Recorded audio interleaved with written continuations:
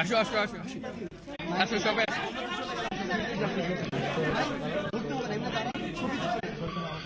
হ্যাঁ তার কাছে আসো সামনে আসো সামনে আরে সামনে সামনে ভাই সোহেল ভাইকে কথা sir he is still injured in the violence ফুলটা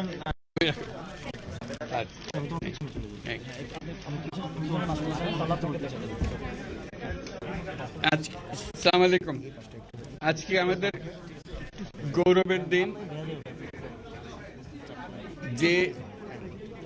যে বিপ্লবের মাধ্যমে বাংলাদেশ আজকে নতুন বিজয় দিবস সৃষ্টি করলো, সেটাকে সামনে রেখে এবং আরো মজবুত করে আমাদেরকে সামনে এগিয়ে যেতে হবে। যারা এটা সম্ভব করেছে, যে তরুণ সমাজ,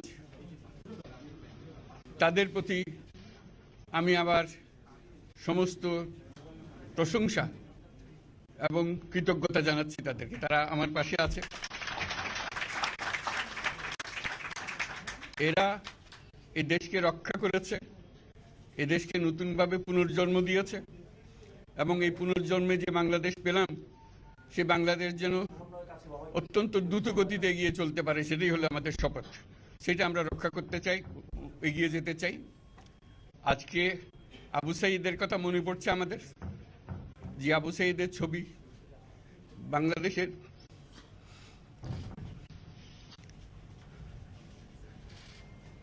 প্রতিটি মানুষের মনে গেঁথে আছে, এটা কেউ ভুলতে পারবে না। কি অবিশ্বাস্য একটা সাহসী যুবক, বন্দুকের সামনে দাঁড়িয়ে আছে এবং তারপরে থেকে কোন যুবক, কোন যুবতী আর হার মানে নাই, সামনে গিয়ে গেছে এবং বলছি যত গুলি মারো, মারতে পারো, আমরা আছি। তো যার কারণে এটা সারা বাংলাদেশ জুড়ে এই আন্দোলন ছড়িয়ে গেছে এবং যার কারণে বাংলাদেশ এই দ্বিতীয়বার স্বাধীনতা অর্জন করলো।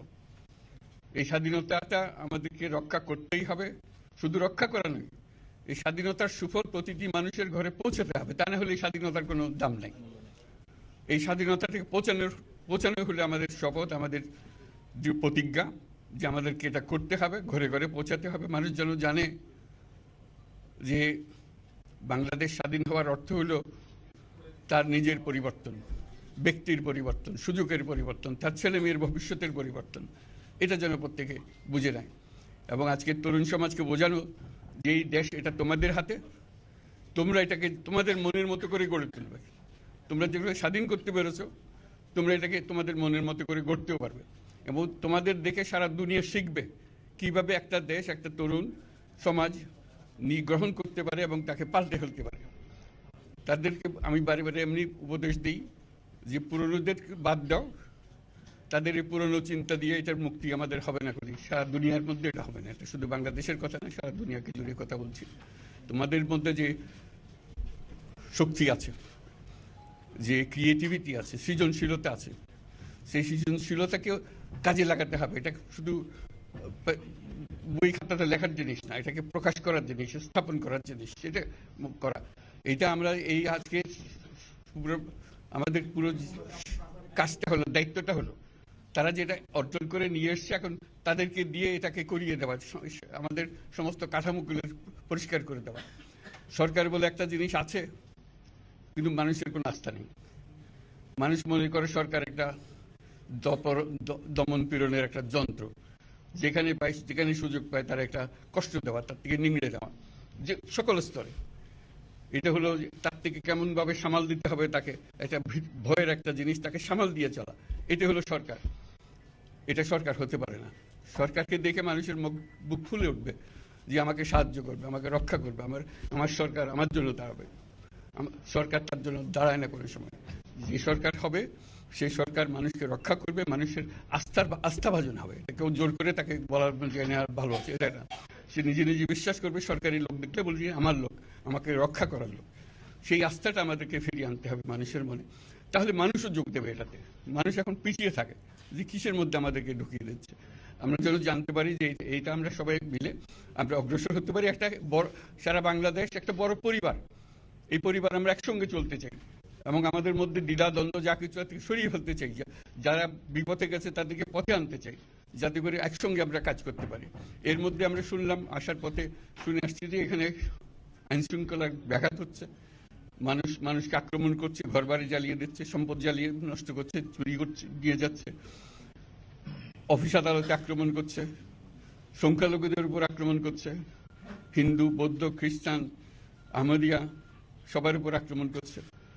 এগুলো হলো ষড়যন্ত্রের অংশ, এগুলো আমাদের বিষয় না। আমাদের কাজ হলো এটাকে রক্ষা করা, সবাইকে রক্ষা করা, এটাকে প্রতিটি মানুষকে, প্রতিটি মানুষ আমাদের ভাই, আমাদের বোন, তাদেরকে রক্ষা করা এবং আমাদের একটা শৃঙ্খলা ফিরিয়ে আসা। বিশৃঙ্খলা, সহিংসতা এগুলো হলো অগ্রগতির বড় শত্রু। আমাদের যে যাত্রা শুরু হলো সেই যাত্রার শত্রু। কাজে এই শত্রুকে যাতে রোধ করা যায়, তাদেরকে বুঝিয়ে শুনিয়ে হোক, তাদেরকে আইন শৃঙ্খলার হাতে দিয়ে হোক, এটা বুঝাতে হবে। তাকে মেরে পেটে এটা ঠিক না, আইন শৃঙ্খলা নিজের হাতে ঠিক না। তাকে আমাদের আইন শৃঙ্খলা বাহিনী এমন হতে হবে, তাদের হাতে সুপর্দ করলে আমরা নিশ্চিন্ত থাকবে তার একটা বিহিত হবে। এমনগুলো আমরা হাতে দিয়ে দিলাম, 2 টাকা দিয়ে আবার ছেড়ে দিল, এটা যেন আবার না হয়।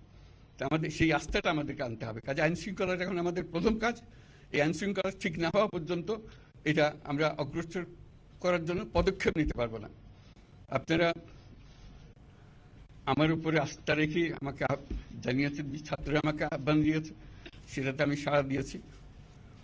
দেশবাসীর কাছে আমার আবেদন, আপনারা যদি আমার উপরে বিশ্বাস রাখেন,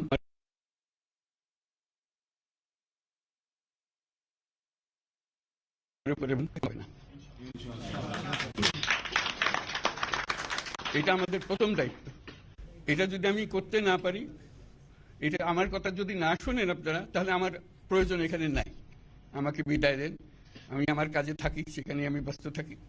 যদি আমাকে প্রয়োজন মনে করেন, তাহলে আমাকে প্রয়োজন মনে করলে আপনাদেরকে দেখাতে হবে যে আমার কথা আপনারা শোনেন। আমার কথা না শুনলে আমার কোনো প্রয়োজন নাই। আমার প্রথম কথা হলো, আপনারা বিশৃঙ্খলা থেকে দেশকে রক্ষা করেন, আপনারা সহিংসতা থেকে দেশকে রক্ষা করেন, যাতে আমরা যা আমাদের ছাত্ররা আমাদেরকে পথ দেখায়, সেই পথে আমরা এগিয়ে যেতে পারি। এটা একটা খুব সুন্দর দেশ হতে পারে, বাংলাদেশ একটা খুব সুন্দর দেশের সম্ভাবনাময় দেশ।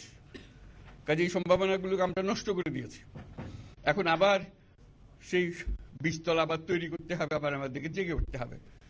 তারাই এই বীজতলা তৈরি করবে, তাদের হাত দিয়েই হবে এবং তাদের দিকে আমরা তাকাবো এবং আমরা তাদের নির্দেশ মতে আমরা অগ্রসর হব।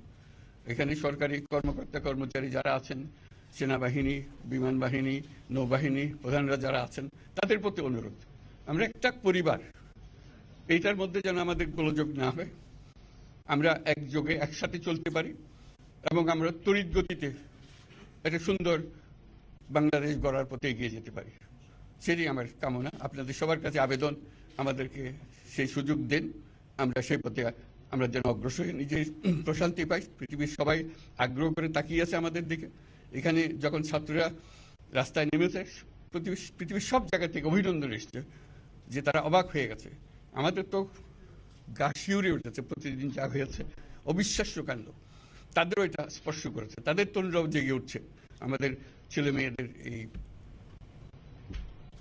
অভিজ্ঞতা থেকে, তাদের এই সংবাদ থেকে তারাও চোখ জেগে উঠেছে আমরা কি করতে পারি।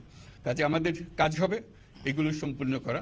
আমরা আজকে থেকে শুরু করলাম, যেটা আশা করি আমরা দ্রুত গতিতে এগিয়ে যেতে পারবো। সবাইকে ধন্যবাদ। আজকে কোশ্চেন আমি নিলাম না, আর দিও না। Thank you. আজকে হবে, কথা তো হবে। Thank you so much.